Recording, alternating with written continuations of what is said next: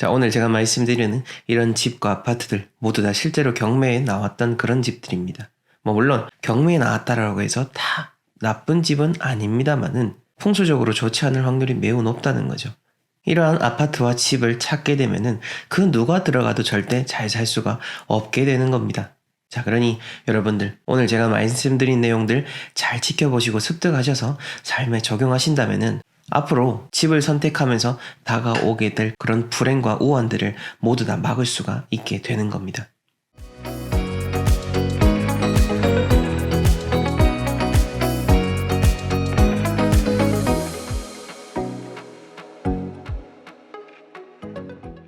네, 멋지동입니다. 군주를 위한 가르침을 담은 대학을 보게 되면은 모든 얻는 것의 시작은 내가 머무는 것을 정하는 것에서부터 시작된다라고 하였습니다.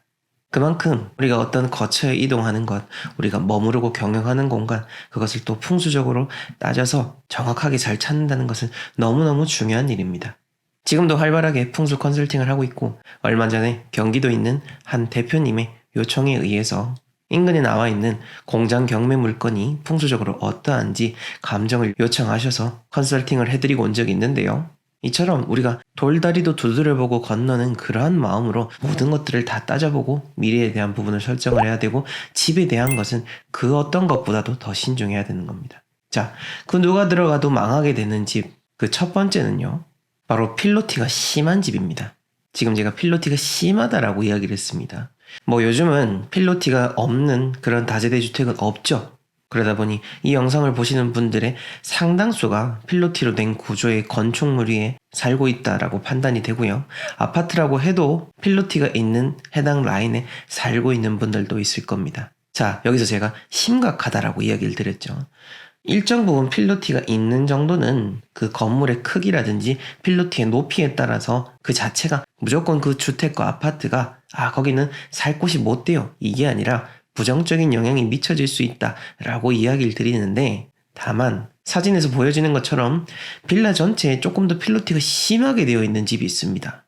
물론 건축적인 부분은 잘 모릅니다만은 일단 상식적으로 생각했을 때 와, 어떻게 이렇게 집이 지어졌을까, 보기에 위태롭다, 밑에 기둥 하나만 부서져도 건물이 무너질 것 같다, 이러한 경우들을 심심치 않게 볼 수가 있습니다. 만약 여러분들이 집을 찾으실 때도 이런 부분들은 좀 고려하시는 게 좋고, 만약 아파트라고 했을 때 내가 살려고 하는 그 라인 밑에 필로티가 되어 있고 필로티가 심하거나 혹은 필로티에서 바로 위층 2층이나 3층 이런 경우에는 다른 것들이 정말 좋지 않은 이상은 조금은 이제 2순위로 제쳐두고 집을 찾는 것이 좋다라고 보시면 되겠고요. 그 다음 두 번째로는요. 입구를 찾기가 어려운 집입니다. 입구를 찾기가 어렵다, 그런 집이 있을까? 혹은 머릿속에서 잘 그려지지 않는 분들도 계실 것 같습니다. 자, 보여지는 사진처럼 입구 자체가 정말 들어가기 어렵게 되어 있죠. 물론 이런 집들이 얼마나 많겠냐마는 또 생각보다 많습니다. 우리나라에는 아파트 단지만 해도 10,000개가 넘어가고요. 주택수만 해도 엄청나겠죠. 그러니 이런 집들에 여러분들이 살 확률도 있다라는 겁니다.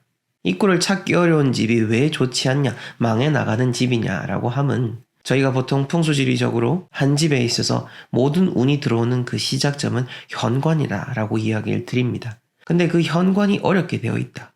운도 사람하고 똑같습니다. 운이라는 게 그 공간이 잘 보여야지 쉽게 들어올 수가 있는데 너무나 어렵게 되어 있고 어디가 출발점인지 알 수 없다면은 여러분들의 그 새로운 공간에서의 그 운도 시작되기 어렵다라고 볼 수 있을 것 같고요. 또 이렇게 이야기를 드리면은 어떤 분들께서는 운이 들어오기가 어려우니 나쁜 운도 못 찾아오겠네 라고 하시겠지만은 풍수라는 것은 그렇게 가볍게 넘기거나 재미로 생각할 부분은 절대 아닙니다. 이를 통해서 어떤 분들은 뼈저린 아픔을 겪고 인생에 있는 모든 것들을 잃은 이후에야 그 중요성을 깨닫고 연락을 주시곤 합니다.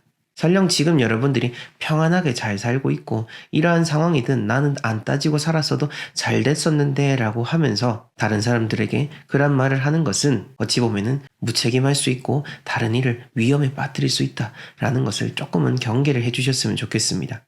어찌됐건 간에 현관을 찾기 어려운 그런 집, 그런 건물이라면은 운도 찾아들기 어렵다라고 생각을 하시면 되겠습니다. 자, 그 다음 세 번째로는 외로운 집입니다. 사진에서 보여지는 것처럼 덩그러니 놓여진 주택도 있을 거고요. 혹은 덩그러니 놓여진 아파트들도 있을 겁니다. 자, 우선 풍수적인 원리를 하나 설명을 드리자면은 풍수에 있어서 가장 중요하게 생각을 하는 게 기가 모이는 겁니다. 내가 좋은 명당터를 찾는 것도 기가 모이는 자리를 찾는 거거든요. 그 기를 받았을 때 사람이 그 기운을 타고 모든 일들이 잘 풀려나가게 되는 겁니다. 그런데 그 기운을 흩뜨리는 것 중에 가장 무서운 것이 바로 바람입니다. 그래서 우리가 흔히 배산임수다 쉽게 막 얘기를 하죠. 그게 이런 원리가 담겨져 있는 겁니다. 내가 머물고자 하는 그 명당의 기운을 흩뜨리지 않기 위해서 앞뒤로 모든 것들이 잘 나를 감싸고 있어줘야 되는데, 이것은 음택뿐만 아니라 양택 모두 다 통용이 되는 그런 풍수의 원리이고요. 혼자서 덩그러니 놓여져 있는 집이다. 즉 나를 에워싸고 보호해주는 것이 없다. 내가 머무는 공간에 있는 그 기운이 다 바람에 의해서 흩어지기 쉽다. 그렇게 풀이를 할 수가 있는 겁니다. 여러분들이 집을 찾으실 때 어떤 기운이 좋은 집을 전문가를 통해서 찾으실 때 딱 어떤 기운이 좋은 집을 찾는다라기보다는 우선은 주변 지형이 어떠한지도 함께 고려를 하시는 게 중요하다라는 점을 꼭 기억해 주셨으면 합니다. 덩그러니 놓여진 집은 풍수적으로 팔풍이 친다라고도 이야기를 합니다. 즉 사방팔방에서 모든 방향에서 불어오는 바람이 나에게 해가 되니 그 각 방향에 맞는 의미에 따라서 내 인생의 모든 불화가 들이닥친다라고 보는 거죠. 자, 바람 얘기가 나와서 제가 생각이 나서 말씀을 드리는데, 제 책 2권에서 다 똑같이 강조해서 이야기했던 게 골짜기 사이에 지어진 집, 그런 집일 경우에는 무조건 해가 된다라고 말씀을 드렸습니다. 예전 전라북도 지역에 전원주택 터를 감정해 드리고 왔을 때 그 주택터가 전형적으로 골짜기가 하나, 둘, 세 개나 모여져서 팔풍이 치는 자리였고, 그러한 터일 경우에는 그 집에 사는 부모님뿐만 아니라 자손 후대까지도 영향이 가는 아주 흉지 중의 흉지였습니다. 자, 어쨌든 여러분들이 이런 풍수적인 판단을 떠나서 그냥 쉽게 뭔가 덩그러니 놓여져 있거나 나홀로 되어 있다라고 하면은 조금은 안 좋을 수 있겠구나 라고 생각을 하시면 되는 겁니다. 자, 그 다음으로는 음습한 집입니다. 음습한 집 어떤 건지 아시겠죠? 뭔가 어둡고 뭔가 나도 모르게 약간 눅진눅진해지는 그런 기분이 드는 공간, 분명히 여러분들 알고 계실 겁니다. 음택풍수에 있어서 조상님의 유골에 물이 차는 것이 상당히 자손들에게 해가 된다라고 했습니다마는, 그런 조상님의 산소뿐만 아니라 우리가 살아가는, 산 사람이 살아가는 그 공간에도 습기라는 것, 물기라고 하는 것은 결코 좋은 것이 아닙니다. 내가 살고 있는 지형을 감싸주고 있는 그 물, 길수, 기란 작용으로서의 물이 아니라 내가 머무는 자리 밑에서 솟아올라오는 그런 음의 기운, 부정적인 기운들은 여러분들에게 우환을 자아낼 수 있으니 이 점도 기억을 잘 해주시고요. 자, 이렇게 봤을 때 제가 지금까지 정말 많은 분들 계속해서 상담을 해드리고, 소위 말하는 재벌부터 일반적인 가정까지 모든 범위를 아울러서 컨설팅을 해드리고 보면서 느끼는 게, 생각보다 많은 분들이 집터, 어떤 입지에 대한 부분보다는 방향을 우선적으로 생각하는 경향이 강하다라는 겁니다. 물론 저희도 이사 방향 진단을 통해서 무슨 집을 찾든 우선은 시간이 여유가 되면은 이사 방향부터 확인을 하시라라고 이야기를 드립니다. 하지만 이사 방향은 그 시작점이기 때문에 중요한 거고, 누구는 어느 방향으로 가라, 무슨 향으로 된 것은 좋지 않다, 이렇게 이야기를 하는데, 사실 이게 전형적으로 예전부터 잘못 답습해서 내려오는 이론에만 맞춰져 있는 현실과는 상관이 없는 풍수 이론들인 겁니다. 우리가 조금만 상식을 해도 그렇지 않습니까? 이사 방향이나 그런 방향이 중요한 것도 많습니다만은, 무슨 향으로 된 집을 찾는 게 아니라 우선은 내가 살 곳의 그 입지에 맞추어서 향이 된 것을, 그런 곳을 찾아야 되는 거죠.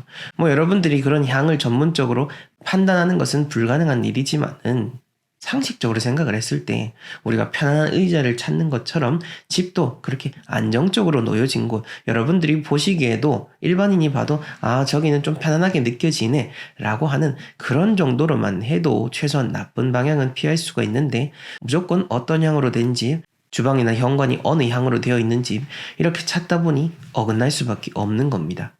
제가 말하는 게 조금은 애매하게 들릴 수가 있으실 것 같은데, 이해가 안 되시면은 꼭 다시 돌리셔서 여러 번 보시고 여러분들이 이해를 잘 하셔야 되는 겁니다. 자, 이렇게 참 집이라는 게 너무너무 어렵죠. 사실 어려운 게 맞습니다. 특히나 많은 사람들은 부동산과 관련돼서 전 자산이 들어간 경우가 대부분이죠. 그러니 어찌 보면 쉽게 하려고 하는 것이 더 이상한 거겠죠. 분명 이 영상에도 그런 댓글이 달릴 겁니다. 여유가 없어서 이사할 형편이 안 됩니다. 라고 말이죠. 물론 그런 분들도 분명히 계실 겁니다. 상황이 힘들기 때문에 이사를 생각할 수조차 없는 분들도 계시겠죠. 그렇지만은 현실적인 여건보다는 여러분들의 마음이 그렇게 잡아놓는 경우들도 분명히 있을 겁니다. 저도 의뢰인들을 만나면서 현장에서도 의뢰인들이 이제 또 따로 어떻게 할 형편이 안 됩니다 라고 하십니다만은 막상 그분들의 삶을 들여다보면은 내려놓을 수 있는 것들이 너무나 많습니다. 내가 지금 누리고 있는 것들, 계속해서 하고 싶은 것들을 움켜잡고 있으면서도 또 다른 좋은 것을 그냥 얻고자 한다라는 거. 어찌 보면은 욕심과 가까운 거죠. 만약 내가 머무는 공간이 정말로 중요하다, 모든 것의 시작점이다 라는 것을 인지를 했다면은, 그리고 그런 집을 얻고 싶다면은 내가 가지고 있었던 것들, 예를 들어서 차를 조금 낮은 기종으로 바꾼다라든지 아니면은 동네를 상급지를 포기한다라든지 이런 식으로 해서 선택을 할 수 있는 범위는 무궁무진합니다. 그런 이야기들을 듣고 상황을 보다 보면은 제가 직접적으로 이야기 드리기는 어렵지만은 속으로는 참 안타깝다라는 생각이 들 때가 많습니다.